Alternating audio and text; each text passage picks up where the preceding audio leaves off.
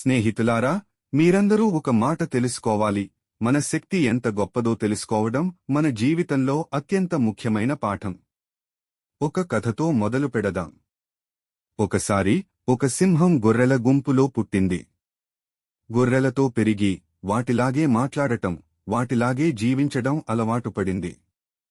తనలోని సింహత్వం గురించి అస్సలు తెలియదు.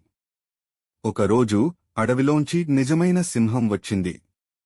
ఆ సింహం గొర్రె సింహాన్ని చూసి ఆశ్చర్యపోయింది. "నువ్వు గొర్రె కాదు, నువ్వు సింహం" అని చెప్పింది. కాని గొర్రె సింహం నమ్మలేదు. మిగతా వాటిలాగే తాను కూడా ఒక గొర్రె అనుకుంది. తర్వాత నిజమైన సింహం గొర్రె సింహాన్ని ఒక సరస్సు దగ్గరికి తీసుకెళ్ళింది. "నీ ముఖాన్ని నీటిలో చూడు" అని చెప్పింది. గొర్రె సింహం నీటిలో తన ప్రతిబింబం చూసి తాను గొర్రె కాదు, సింహం అనే నిజాన్ని గ్రహించింది. ఈ కథ మనందరికీ ఒక గాఢమైన సందేశాన్ని ఇస్తుంది. మనం నిజంగా ఎవరో తెలుసుకోకుండా మన చుట్టూ ఉన్నవారి మాటలు, వారి జీవితాలు అనుకరించడంతోనే కాలం గడుపుతాం. కాని ప్రతి మనిషిలో ఒక సింహం ఉంటుంది.